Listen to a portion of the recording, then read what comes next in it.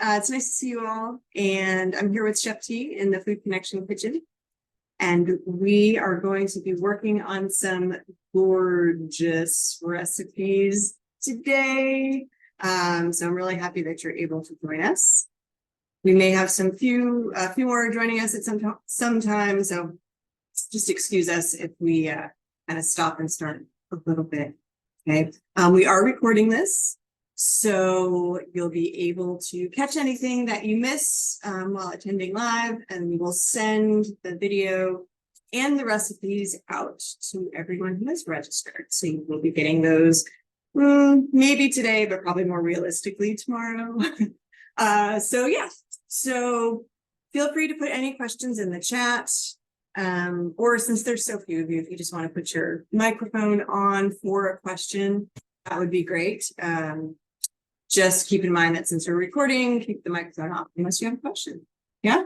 Chef T, you got anything you want to say? No, not right. Not at the moment. All right, cool. So I'm going to get started. And for those of you who don't know me, who might be watching the recorded version, my name is Vanessa Oliver, and I'm a registered dietitian with the UK HR Health and Wellness Department.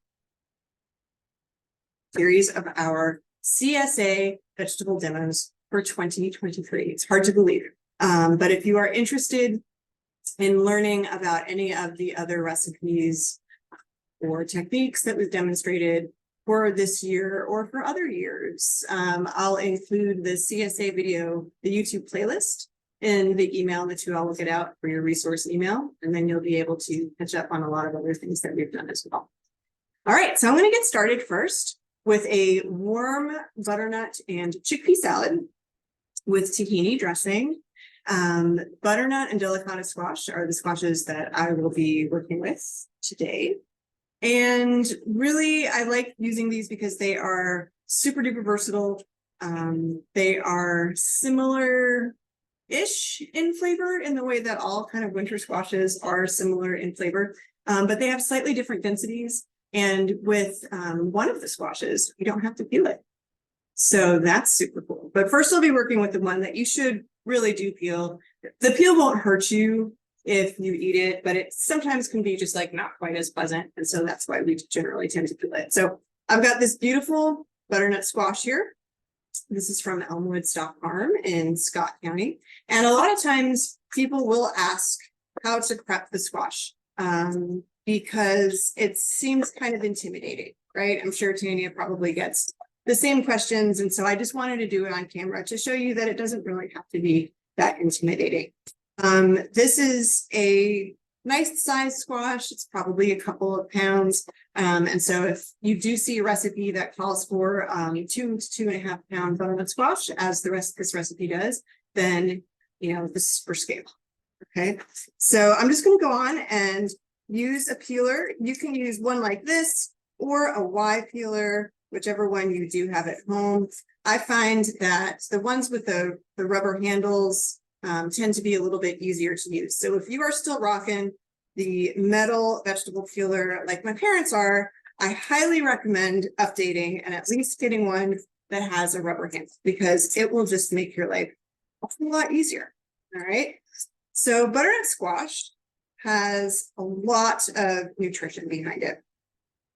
So if you're looking to expand your vegetable horizons and nutrition is in mind, think of your winter squashes, because you're going to get a lot of vitamin A because it's orange. You're going to get vitamin B6, some folate, a heck of a lot of vitamin C. Like, you don't think of vitamin C with winter squashes, but most of them are going to give you 40 to 50% of your vitamin C for the day. Wow, that's insane, right? I mean, you don't think about that, but they do. And so if, especially in the winter time when we're kind of like in the doldrums and maybe we're feeling like, oh man, winter squash can be your friend. All right, so you saw I've gotten that peeled. Okay, what I'm going to do, and I don't know if Tanya has a different technique, but I always separate the neck, because it's a lot easier to make square cubes or chunks out of the neck of the squash. And so I just feel like I'm making half of my life a little bit easier when I do this. So plus you have a nice flat surface. So I'm just going to cut down here And I really am not needing to use a whole lot of pressure. But you're going to want to make sure that you do have a nice sharp knife when you do this. Now, Tanya, do you ever use the microwave method for your butternut squashes? I have not for the butternut squash. No. So maybe Lori, you have, I'm not sure, April, if you have, but if you do feel like your knife is just not up to the task, you can pierce the flesh of the squash a little bit. You do want to make sure you're ventilating it so nothing, unfortunately, explodes in your microwave. And you can then put it in there for maybe about 2 or 3 minutes, and it will make it easier for you to cut. You're prepping your squash. Okay? So now here I've got the bulb or the round part of the squash, and I am going to go on and scoop these seeds out. Now, if you like pumpkin seeds, you will also like butternut squash seeds because you can roast them in the same way that you do pumpkin seeds. So just for ease during this demo, I'm not, but while I was prepping for today, I did. And I'm actually going to top this dish with the butternut squash seeds. So I'm just using a regular old spoon for this, okay? And I just cleaned out the cavity. It'll just be like a little bit of pulp and a little bit of seeds rather. And then to do this, you can really do it either way. Let's get there. Cut this. As you're doing it, try your level best to make the pieces roughly the same size, because that means that they will cook evenly. So a little bit of peel off there.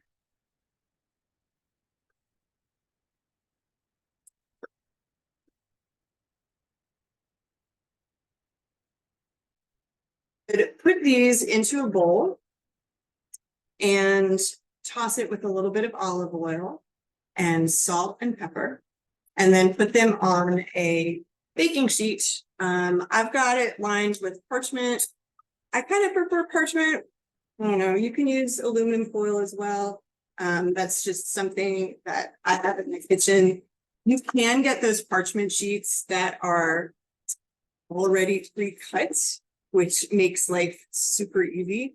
So that might be something to consider if parchment paper is new to your kitchen. And whenever you're roasting any kind of vegetable, you want to make sure that there's plenty of room in between each on the sheet, because that is what is going to get things nice and caramelized, cook evenly. You get that beautiful color. And that color of the caramelization is actually the sugars in the squash coming up to the surface. So not only are you going to get that sweet bit whenever you bite into it, but it also creates just a little bit of a different texture. I mean, it's subtle, but you are going to sort of get more enjoyment out of that squash. So you would pop this into the oven. For this recipe, it is a 425 degree. I will tell you, I did it at 400 degrees here in the kitchen, and it was just fine. And really just until they're done, it'll be about, I don't know, maybe 20 minutes-ish, depending on your oven. You just want the squash to be fork tender, and you'll see that beautiful color develop. And because of the magic of it, I do have some that's already prepared. So you can see here. Oh, look at that color. That color. Yes.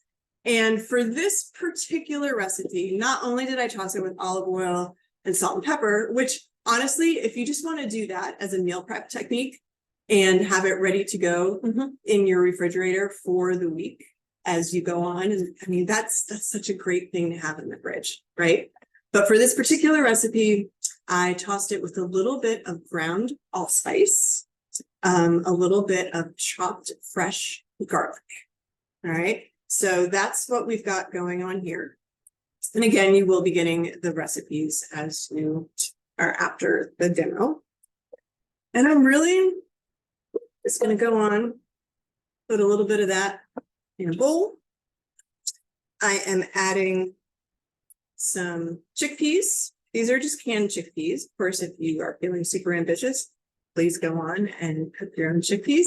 But I'm really eyeballing it here. Okay, this is a can of chickpeas in this bowl. So I'm just going to put in a little bit less than equal amounts. Beautiful red onion. This is from Stonehenge Farm in Woodford County. Woodford Yes. County.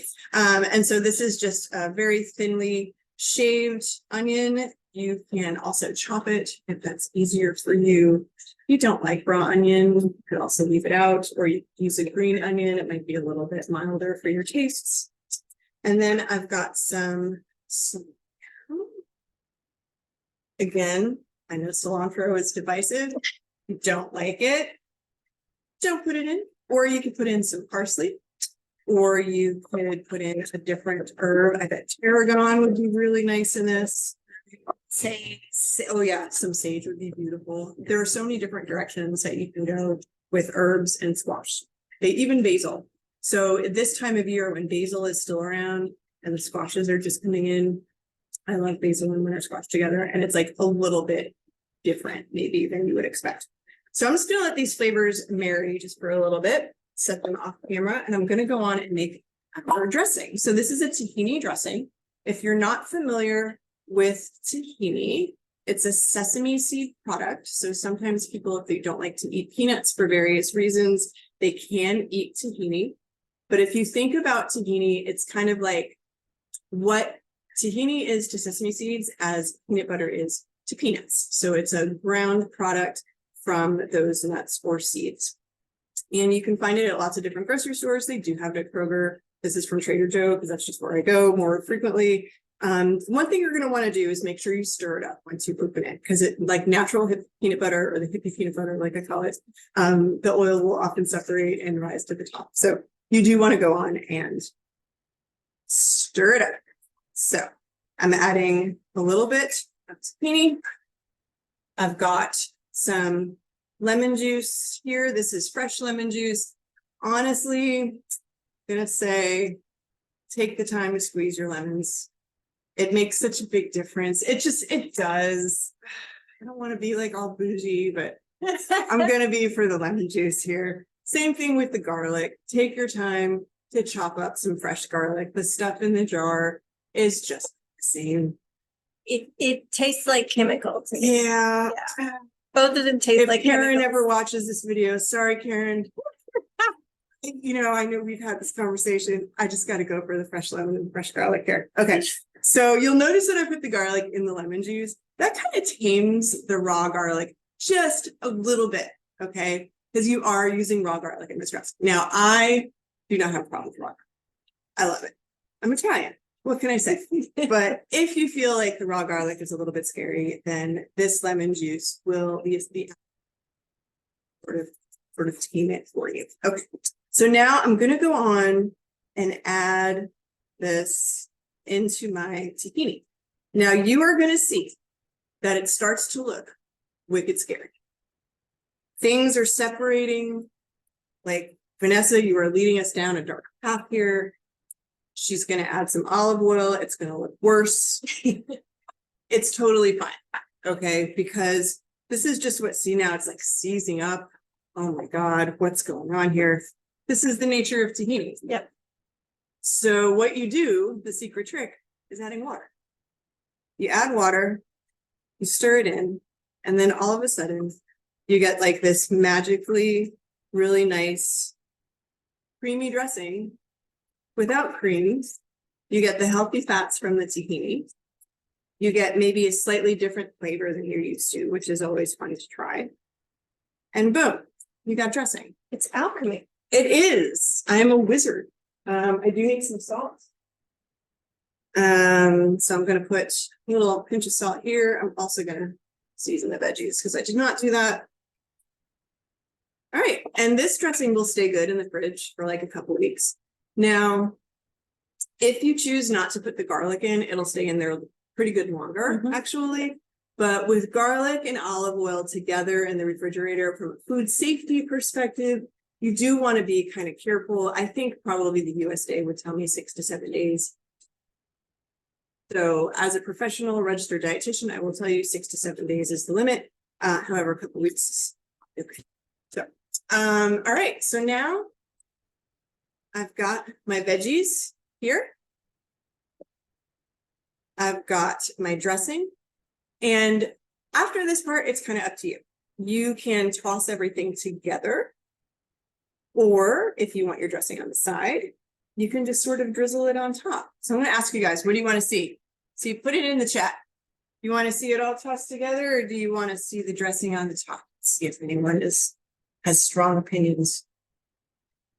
I will probably toss it together if no one has strong opinions, just so you get like the Toss it. Yes, awesome. Okay, great. Okay, so I'm going to go on and do that. And remember, start small. You can always add more. Can't take it out. And always, and I think Tanya may have said this at the last demo that we did together, use a bigger bowl than you think you need. Whenever you're tossing, when in doubt, get Yep. a bigger bowl. Yep, exactly right. Exactly right. So I think that is nicely incorporated. I'll probably add a little bit more to the plate just as a drizzle, but that's what I've got going on here. I'm going to put it on a little bed of microgreens. So you can see that I have them on the camera a little bit. Microgreens are literally little seedlings that have been cut from plants. So it's like the teeny tiny babyest plant of all of the baby plants.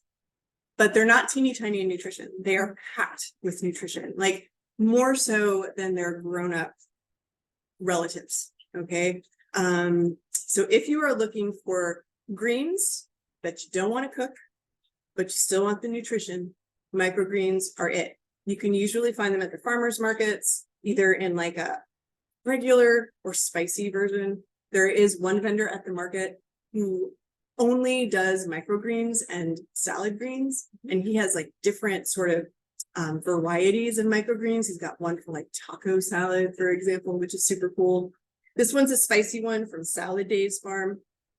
It's got radish and broccoli and looks like sunflower and maybe some pea shoots in there. And I love microgreens. It just gives me a little crunch, some extra nutrition, and the texture is fantastic.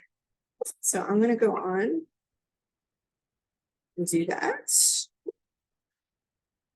I'm going to add a little bit of cilantro because I like cilantro.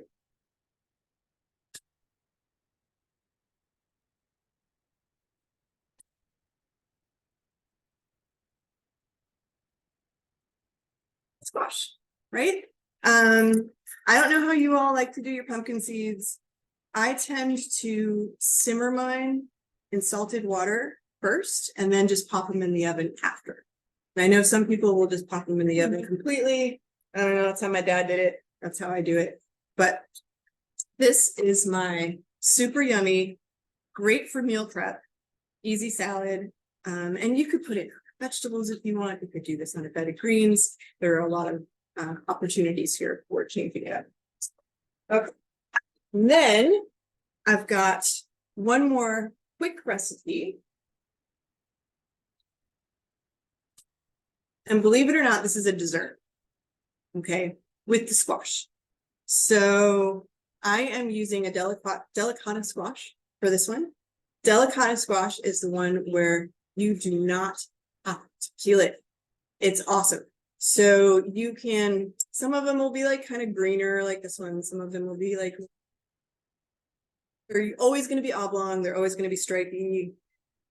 Yeah, that's what I got. So delicata squash are now available at farmers markets near you, as well as lots of grocery stores too. I'm just trimming off the ends. We took off a little bit too much, but that's fine. And for this particular recipe, I'm going to cut them just into rounds. You can also cut them lengthwise and then scrape out the seeds and use them as like little boats for stuffing. You can cut them lengthwise and cut them into little half moons for roasting. And that's a great thing to do ahead of time if you're doing any sort of meal prep situation. The nutrition for these, again, similar to the butternut squash, vitamin A, C, B6, folate, lots of fiber, magnesium, potassium. They're a little bit lower in carbohydrate than butternut squash, if that's important to you. And yeah, I love them. They're super versatile. Like I said, you can use them for dessert. So this one, I'm cutting the rounds probably about an inch, and you'll see it may look kind of big, but they really do cook. Especially this time of year, there's a lot of moisture in them, and you'll see that they do. To get the seeds out, I'm really just gonna take a spoon and just go around.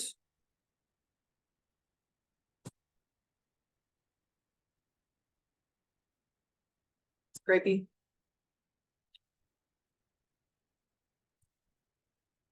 Like a little cup situation. It's pretty cute, and you would just go around and do this. I don't know if there's a better technique. I'm sure Tanya would be able to. I tend to use a tiny scoop. Tiny scoop. I think scoops get a lot of the pith out without Yep. a lot of scraping. Yeah. So if you have like a tiny scoop, maybe use it for cookies or something like that, then that would also be a good idea too. It does have that edge, so I can see where that would be like a smart idea. So that's what we've got going on here. We would continue to do that for all of them and put them on, again, a parchment lined roast cookie sheet. Cook those. See, in the recipe, we have it for 425 again. And you're going to cook them until they get that golden brown. Again, you would flip them halfway through so they get that color on both sides. And you can see here, these have gotten really deeply caramelized. They're caramelized on both sides.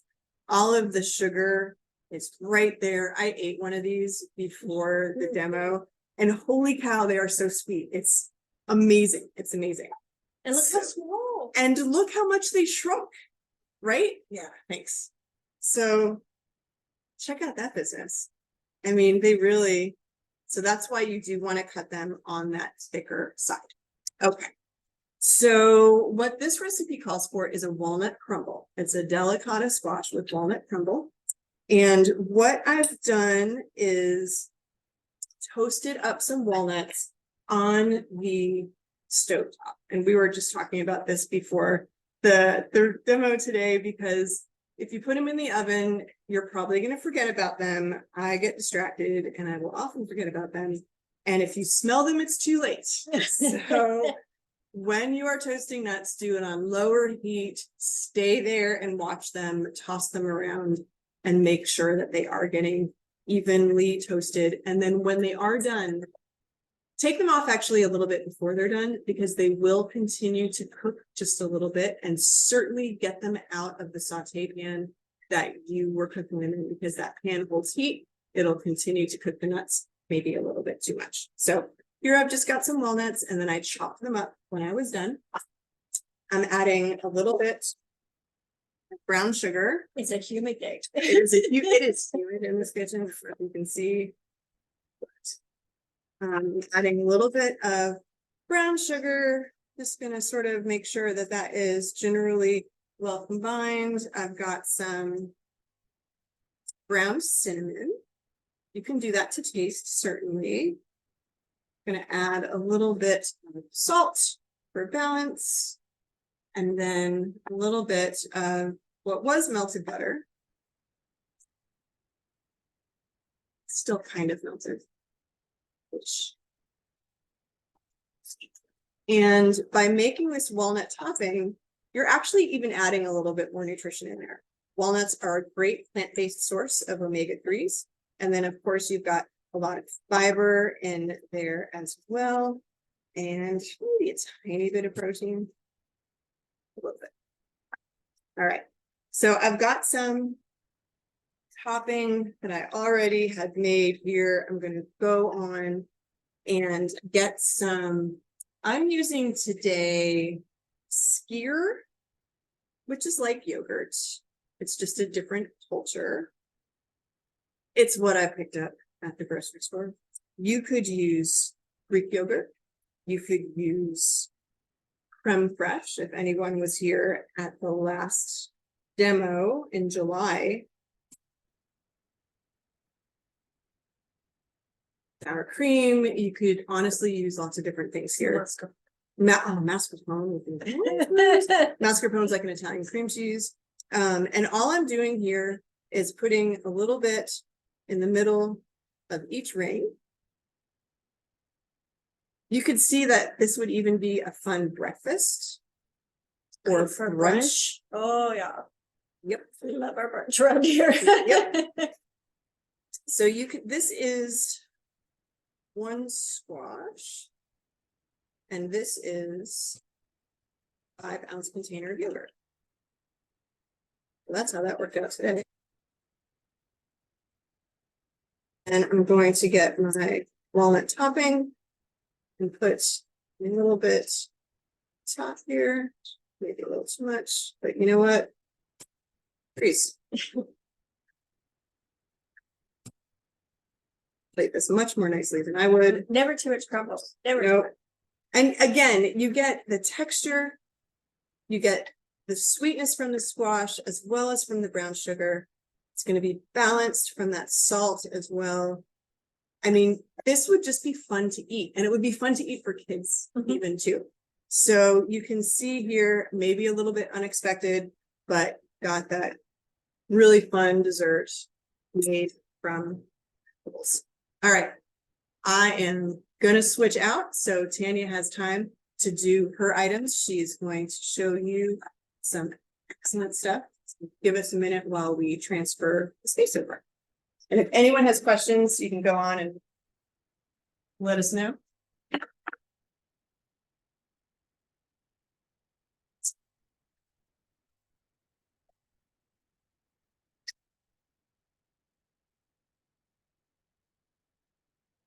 All right, it'll take us just one more moment to get some stuff switched out.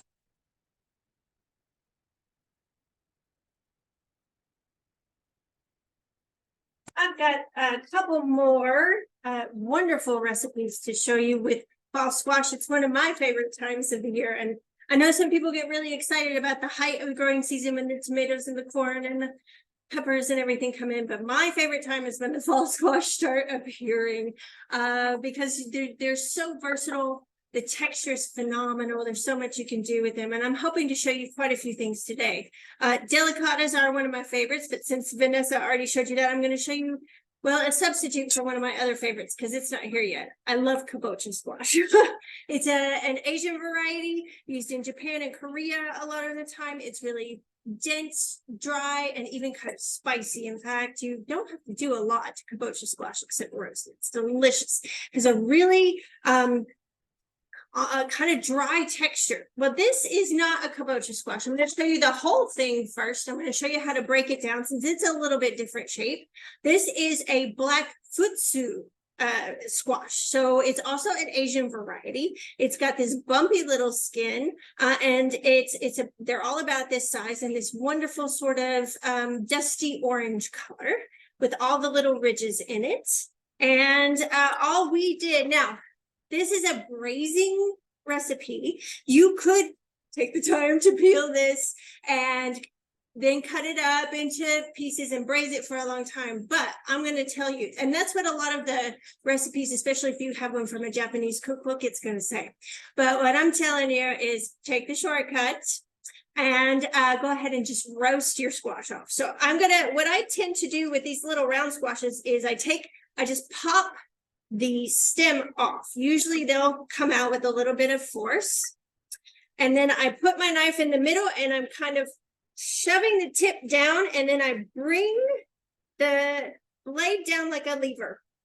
And then I turn it around and do the same thing on the other side. And if you do it straight, which I don't always, you get it. Yeah, see, it's right there.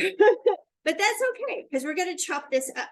And as I explained when Vanessa was talking about it, I tend to use a portion scoop because it tends to cut through all those little threads of pulp a little bit easier. Sometimes if you have a small enough squash and a big enough scoop, squash and scoop, it's hard to say.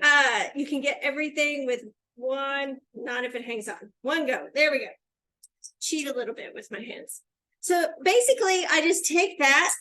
I brush it with a little oil, salt, or in this case, since it's going in with some soy, maybe some soy or tamari brushed on. Soy and fall squashes were meant to go together. Oh, good. They were made for that. And then stick it in the oven. I think this one was in for about 20 minutes. Again, it depends on the moisture content of your squash and your oven and a lot of other things, but just poke it a few times. And when the fork goes in and comes out easily, that's when you know. So then it looks like this. So we didn't lose a lot of volume on that. And you can see it's nice and glossy. Now we have all these ridges to deal with. You can sit there with a paring knife and try to get all of that off. I am more in favor, I'm a chef, I have to work very quickly. I'm more in favor of taking the big chef's knife and just trying to get close to where I can get the majority of the peel off. And now if you want to go in, this peel doesn't seem too bad. It's not super, super tough. I did go in on the first one and try to get everything out on these ridges, but I don't think it doesn't seem like it would be that bad if you left even the little ridges on here. So we're just gonna take most of that off. If you do want to go in, then just make a little V and pop that out. That's the only problem with a really ridged squash or pumpkin. Now I've already peeled 1/2. So we've got these sliced in. I'm just gonna cut these up into little cubes. And it can even be a rough chop. This is a recipe that is for about a 2.5 pound kabocha squash. So this is going to go a lot faster. This squash has the texture of butternut when it's raw. It's a little bit more like kabocha now, kind of in between kabocha and butternut. So it's got some texture to it, but it's still not quite as dry as a kabocha. So I'm just cutting this up here. And then what we do is we make our braise, and I'm going to go ahead and make the braise and get this on, and then we'll do the other recipe, and this should be finished by then. All right, I will turn you around just for 1 second so you can see what's going in the pan here. There we go. Instead of the floor, let me get the pan. All right, I'm going to light my burner and have it on about medium-high heat. Drizzle of a neutral cooking oil. This one happens to be an expeller press olive. Never mind, we've got olive oil. I grabbed the wrong color. And in addition to that, I have some scallion or green onion. I have a couple of cloves of garlic chopped up, and I have some ginger. The garlic and the scallions come from Zach over at Dreamtime Market Farm. And we're going to throw our aromatics in and let them saute just for a moment.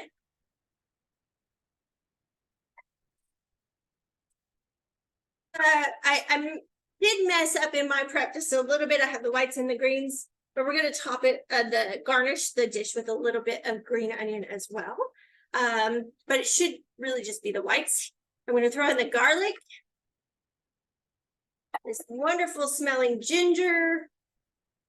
And we're going to get that going. Just a little sizzle.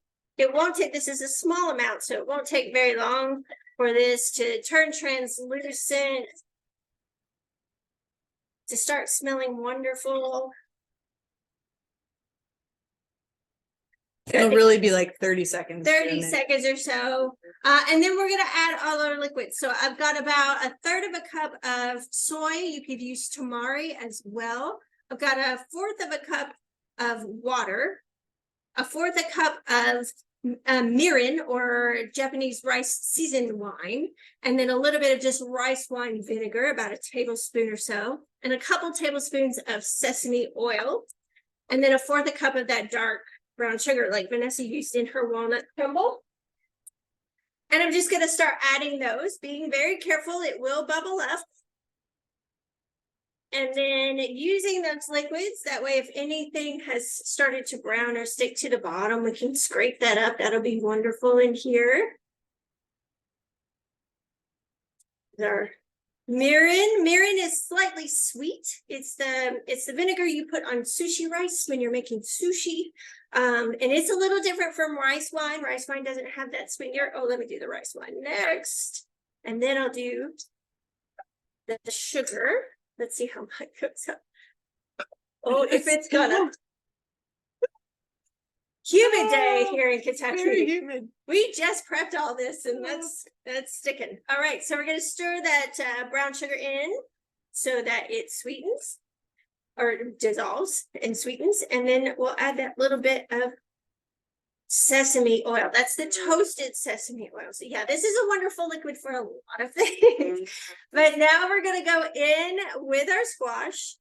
And I'm gonna let that come up to a boil and then turn it down to a simmer and let it just go. Again, it's mostly cooked. We just want to let all those flavors infuse and get happy. I'm gonna leave my garnishes out here and then I'm gonna switch and show you another stuffed squash.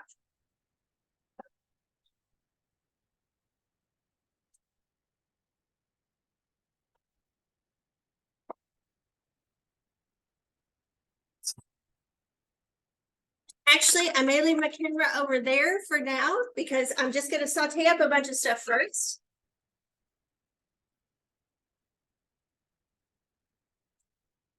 On. About medium-high heat because we're gonna saute.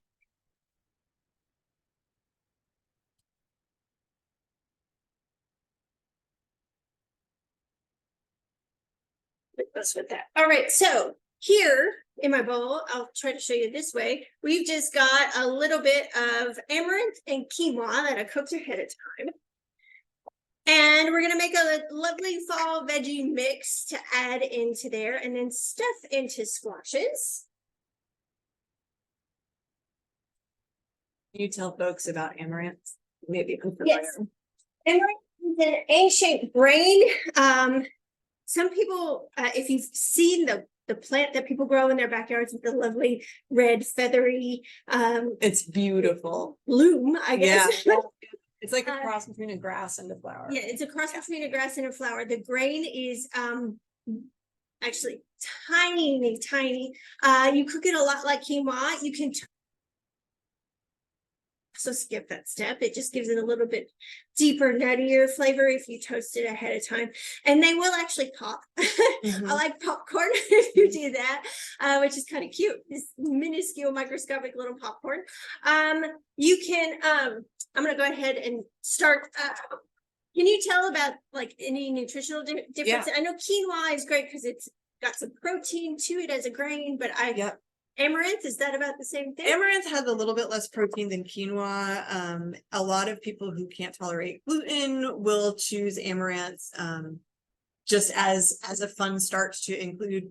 It looks a little bit like boulder when you cook it, so you could make a tabbouleh out of it, for example, or you could use it as a fun topping. If you toast it, like Tanya said, you could put it on things like oatmeal or use it in place of breadcrumbs even. So that gives you sort of an idea of the versatility of the grain. Did you say that this was from, did you buy it locally? No, No, this is okay. not a local. I'm not sure if there are local sources for amaranth. No, There could be. but I don't think so. Possibly, but no, this is not local. Yeah, I know but- we have some chia seed growers here and some other grains, but I don't think we have any amaranth. I don't think so either, but nutrition wise, it's going to be similar to other whole grains in that it will be very high in fiber. You're going to get some B vitamins in there and some healthy fats and a little bit of protein, just like any whole grain. It's whole grain. Yeah, okay. Yeah. Thank you. Yeah. So all I've tossed in my pan is a little bit of diced onion, some diced red pepper. The onion is from Sustainable Harvest down there with Ford Waterstrat. The peppers are from Dreamtime. Our radishes and our teeny tiny hickory turnips are from UK's own South Farm, the Horticultural Research Farm. You may have seen it on the corner of Nicholas Slow Road in Manawar, across from the Walmart there, and wondered what's going on. Well, they grow a ton. Maybe some of you are members of the CSA there, but it's wonderful to go out there or to come to campus and pick up your share each week. And I'd love to show how we can use the stuff in the boxes. We're just letting that saute for a moment. I also have a little bit of spaghetti squash. These were some beautiful dark orange squashes from Elmwood Stock Farm. So I'm just going to toss that in there to heat that a little bit. And a little bit of green apple from Cleve's Family Market, Travis Cleaver and his family in Bonneville, Kentucky. Farms all over Hart County. So we've got a lot of different stuff going on in here, squashes in squashes, lots of root veg, our fall apples. And we're just gonna saute that till everything gets tender. The radishes are getting a little translucent. And then at the last, when everything is hot, I'm gonna throw in a little bit of this kale. This also comes from UK South Farm. And it may look like I'm putting a lot on, but kind of like our other veg we're talking about today, it shrinks up a lot. So we can always toss in more and let it wilt. And then we just fold it in with the other hot veg, and that'll just give us a nice little wilt. It'll make the color pop. And we'll season that one more time because we've added a lot of veg. See, I never think I had that much. I just have little bits for these, and then I'm filling up a skillet. So It's like a rainbow in there. it is a beautiful color. We'll let that get hot. And I'll talk about my squashes that I have right here. So we'll turn you back around. You don't need to see the rest of that. Just sit there and cook. Making you dizzy, I know. Here we are. So right. Okay, so a couple of the ones I have here are red curry squash. This is from Foxfire Farm in Casey County. They are a deep reddish orange color, and they have a very mild and soft flesh. And then these little babes right here are honey nuts. So they look like teeny tiny little butternuts, but they do have different flavor. The texture is kind of the same, but they have more depth of flavor. It's like it's concentrated. They shrink them down and concentrated the flavor. So those are wonderful this time of year. And if we have just a minute, I'll show you something you can do with the tiniest of these. But for right now, I think we're getting close here. I'm gonna grab this off stove. So we've got all this wonderfulness. The kale is starting to wilt. You could do this hot, just like it is, serve it like it is, or you could go ahead and prepare it ahead of time. And then let it get to room temp and serve it. This is actually good at both.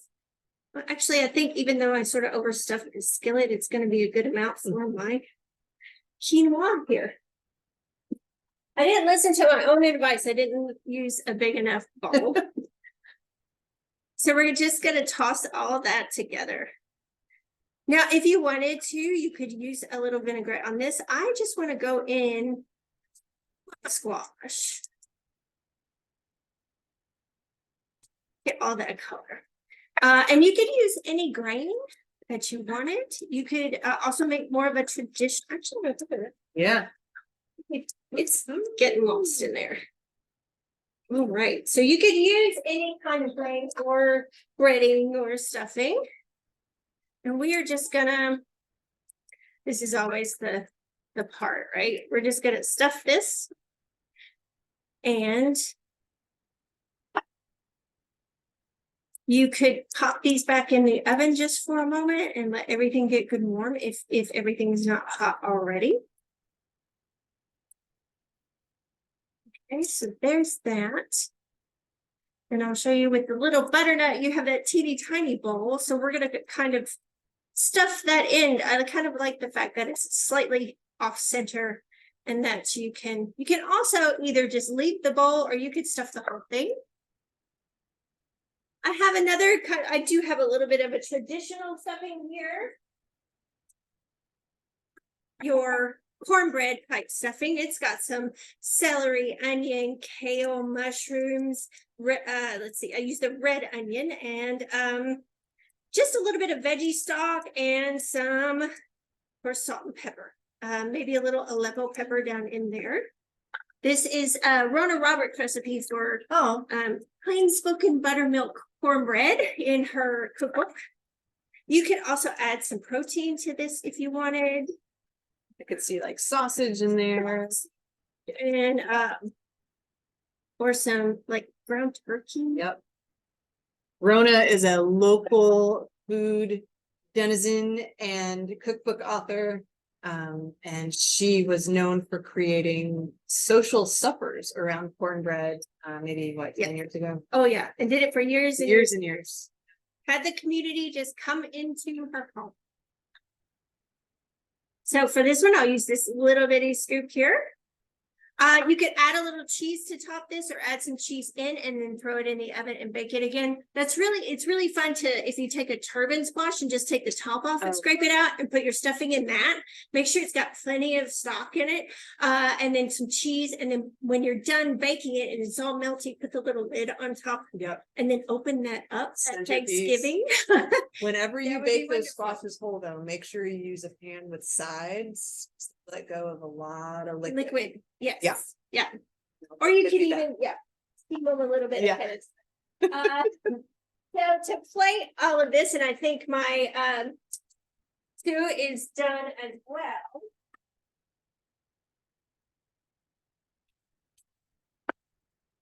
I think if you had leftover tahini dressing from my recipe, that would also be That would also good be- on yes. the amaranth stuff. There we go. Rogue spoon. All right. I'm gonna just kind of position a couple of these on here. So pretty. Vegetarian Thanksgiving main course. And then I have a little bit of apple cider. So just a reduction till it gets a little bit syrupy. And it goes way, way down. This is a whole gallon jug and it made the bottle. All right. So it does reduce down. So maybe a drizzle of that. There goes my bottle. All right. Well, we got lots of dots. Okay, especially on a cornbread stuffing. And then I have a little bit of pumpkin seed oil. We've talked about pumpkin seeds. And we have a little bitty aperture right here for it to come through. And I'm just going to drizzle this. It actually has sometimes a deep rusty color. Sometimes it'll look kind of green. And that's a wonderful accompaniment too.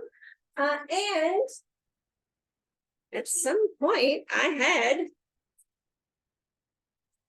Parsley? some licorice mint and some parsley. Yeah, I think I threw it in my. Here it is. Nope, that's not it. Well, Huh. that Bermuda Triangle has struck again. that exists. Oh, here, right here. Oh, okay. I set it over here. I knew I set it close. All right, so I've got some fresh parsley also from Zach. Wonderful. I'm going to put that on here. And then he also grows this gorgeous licorice mint. Which I know it may sound strange, but mint in herb form is not like a sticking toothpaste in your dish. And in a multigrain salad, it is actually quite delicious. And then I'm going to take just the beautiful little flower here and stick that in our stuffing. So pretty. So there's that. And then we've got to scoop up our Witsu out of the braise. And it does, as I said, take on a little bit of the color.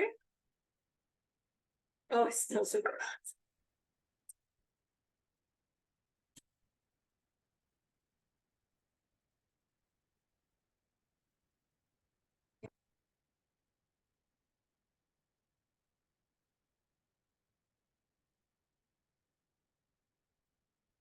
For that.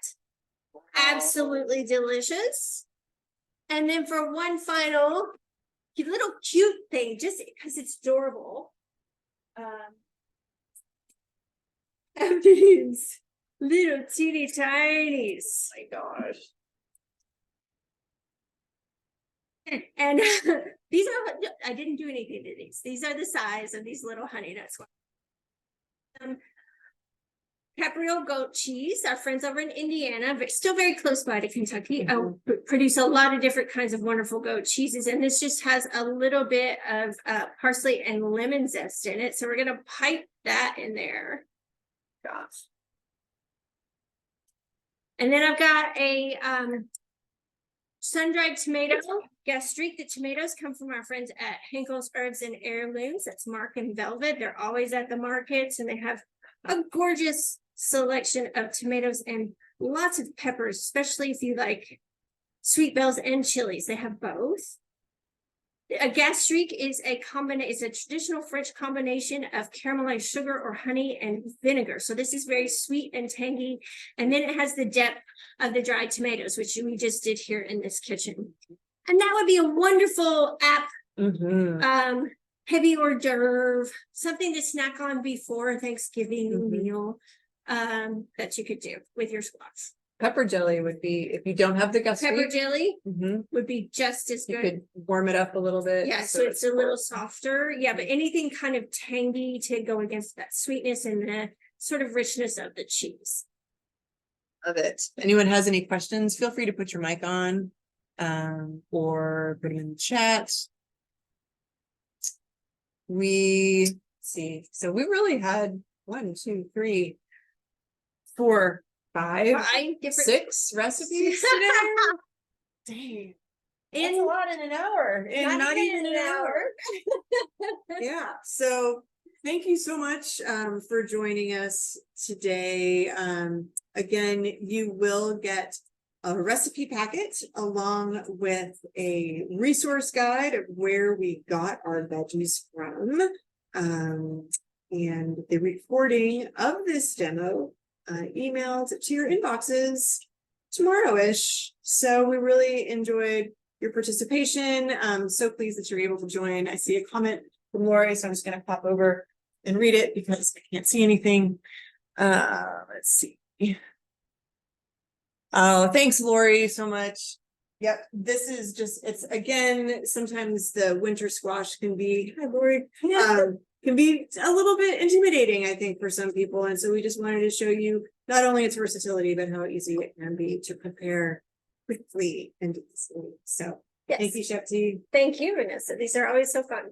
Please feel free to reach out if you have any questions. You can get me at vanessa.oliver@uky.edu. And if you have a question for Tanya, I can definitely forward that on. Until then, we will see you next time. Thank you. Bye.